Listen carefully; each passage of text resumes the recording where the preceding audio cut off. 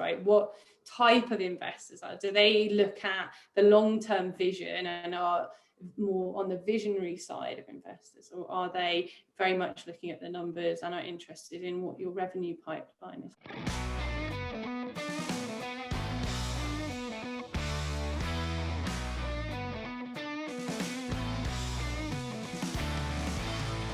Hi, I'm Sarah. I'm the CTO and co-founder over at Restless.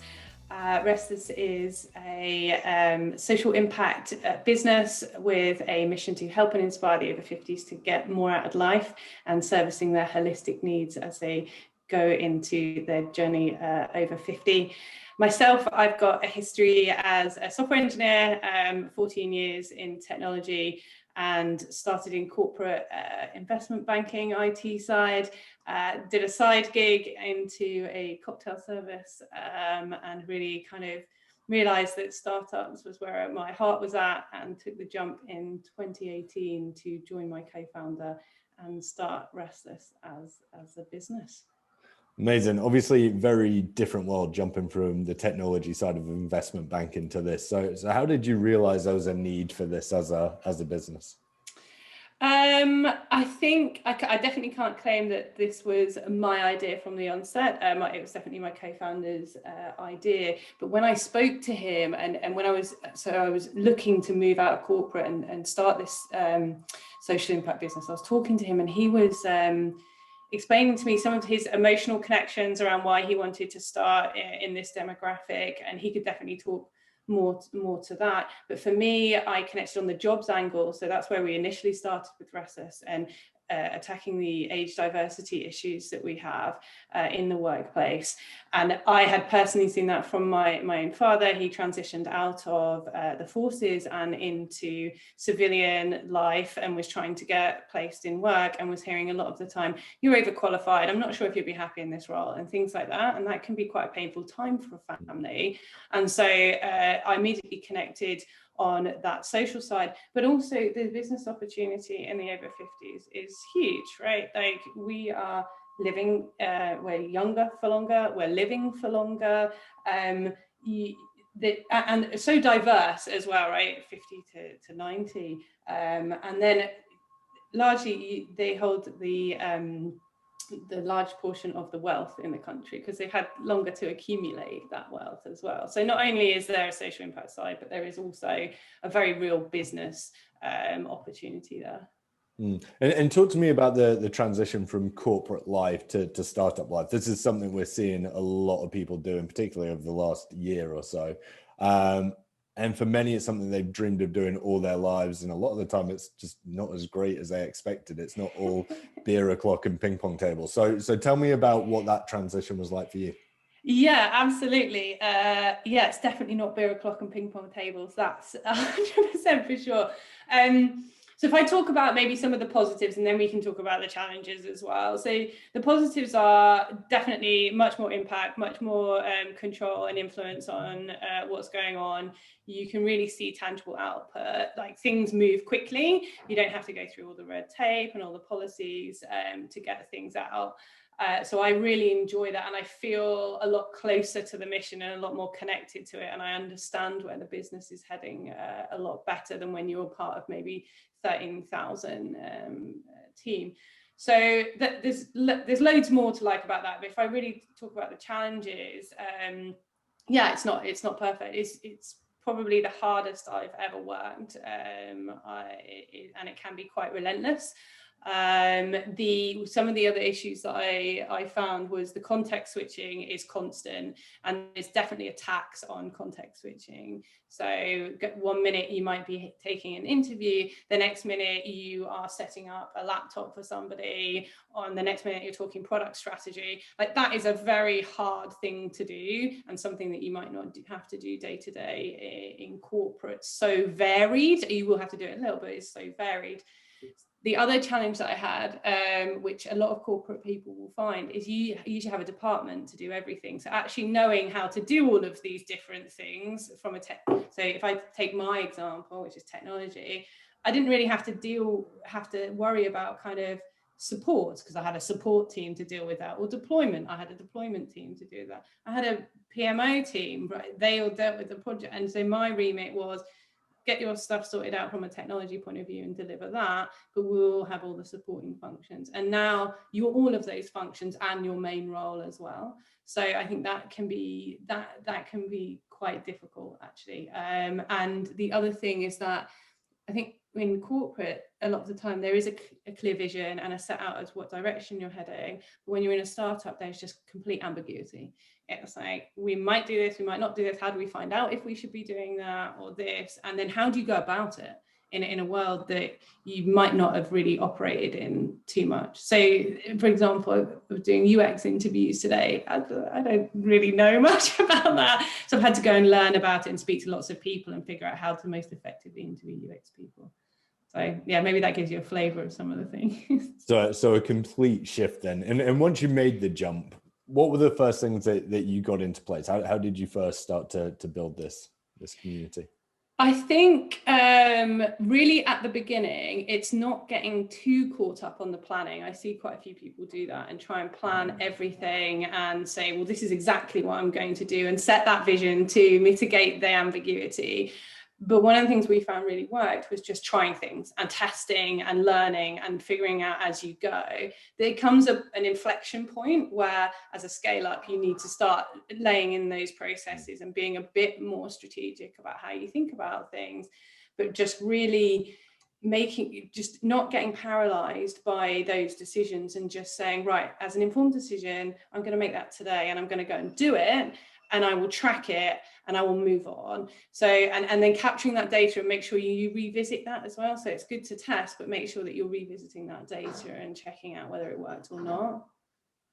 Absolutely. And when building this up, then I suppose there must have been that point where you realized, you know what, we've actually got something here. Let's have a real go at making this into a real business. So what was that sort of milestone for you? What was that milestone? I think as we started to see, so we've had a bit of an interesting journey through COVID. The jobs market for us was really working pre-COVID, and we were really starting to see traction. Companies were really engaging with us. We were starting to see revenue flow through. Our membership base was growing quite nicely, and we were tracking all of that. And COVID hit March last year, and I'm sure everyone knows that the job market was pretty much bottomed out. And so we had to really change our approach in how we went about servicing this audience. We had to go broader a lot quicker than we had anticipated. And so we started testing more into those different verticals. So things like finance, health and lifestyle, and really focusing on the community. We're somewhat still in that testing phase a little bit because we've had to change as of March last year. But we so in terms of really seeing, coming back to a point about how do you know when to go in, we test things through like content, and we will start to see traction. So you might do a measurement like how many people have read this, how much is our membership growing, like what's the rate of that membership growth, and then you can start to say, well, that's actually working, let's invest more time in that, and perhaps leave something else that we're trialing or sunset something.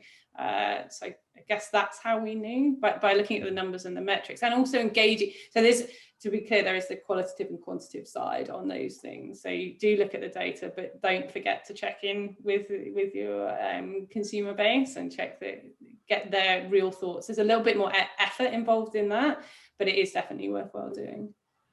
Absolutely. And obviously one of the parts of really ramping this up is actually going through your first round of funding as well, which right before jumping on the call, you mentioned that you actually managed to get into the VC world with that first round. So talk to me a bit around your strategy when you were first going out for the funding and how it worked out that you were actually VC backed from the beginning.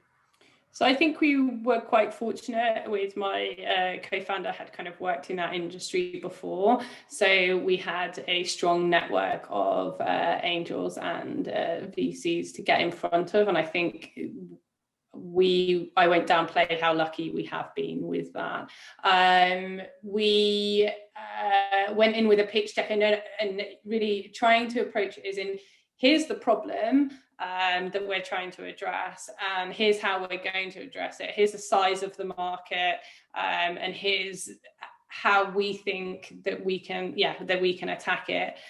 That first initial funding round, we were quite fortunate with it. In terms of the second round, we had to work harder for that, and we did speak to our network about it and were introduced. So once you've got one VC backer, it is easier to be kind of introduced into that world, and you get to learn, okay, these are the funds that deal with this sort of technology and this sort of problem, and you start to hone in, okay, we're going to go and speak to them, and we're going to specifically target those people to go after. And you can kind of create almost like a spreadsheet, how you would normally attack maybe some kind of sales function, where you've got your top things, that your top funds that you think match you, you're more suited to, and then after that you're kind of like tier 2, your tier 3s, and just engaging in a conversation to start with, and perhaps sending over your pitch deck with them, just remembering that they are so, and I'm sure most people know this, they are just so under it all the time. They see pitch decks all the time. So having a think about how are you going to stand out from the rest of the pitch decks that they're seeing, and how do they operate as investors, right? What type of investors are? Do they look at the long-term vision and are more on the visionary side of investors, or are they very much looking at the numbers and are interested in what your revenue pipeline is looking, and maybe tailoring your pitch to that, or just saying, I'm only going to go after visionary investors versus I'm going to go investors that are basically looking at the revenue lines. It makes a lot of sense. And that investment has now meant that you've been able to grow pretty quickly over the last couple of years. So you've now got hundreds of thousands of people that are involved in this community. So give us, I suppose, a picture of what that community looks like in terms of size today. And what were the key things that were put in place to really help you get to this point? Yeah, good question. So what size are we at today? So we are at, I think, about 480,000 members today. We have invested heavily in membership acquisition and growth. So we're really focused on that side of things. Revenue is important to us, and we are trying to do that alongside it. But our approach has been very much, how do we grow our membership base through lead generation? How are we connecting with our audience? How are we looking at what they need so that they will come and join us as a member? And it's been very much focused on that side of things. I don't know if that really answers your question, actually. Absolutely. Yeah, absolutely. And was there a lot of marketing that went behind that then, in terms of, you mentioned the lead generation? Yeah, it's been an eye-opening experience for me. We have looked, I've never been that tightly involved in the marketing side. So we've been looking at how do we use marketing to engage with our audience? So are we looking at Facebook? Are we looking at Google? Are we looking at Instagram? Like, where are our audience hanging out to start with? Like, that's really important, because there's no point in marketing is really expensive, because it is digital marketing, and it has actually seen a significant spike over the pandemic as everyone is moving online. It's very expensive. And I think you have to, when you're looking at how expensive that is and setting a budget, without going too off track, you have to look at how much am I willing to pay per acquisition, based on what I'm getting in the market at the moment, and how much value can I get out of that, say, I don't know, telephone number, or something along those lines. So we'll be looking at which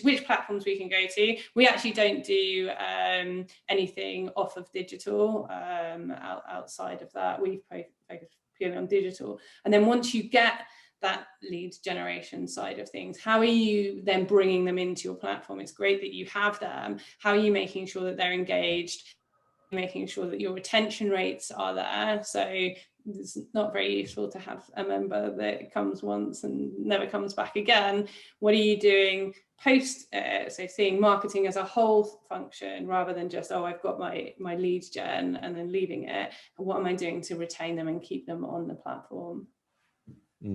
So it sounds like there's been a lot of change in the business generally, from leaving corporate life to a real startup to what it is today. So how's your role as one of the founders really changed throughout this evolution?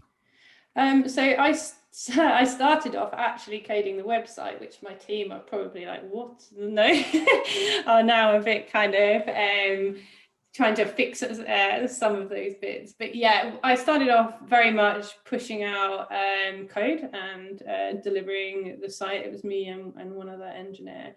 And then we moved to growing a team. So it was then into more the leadership side of things, which is where I sat more comfortably, growing that team and leading them on the technology side.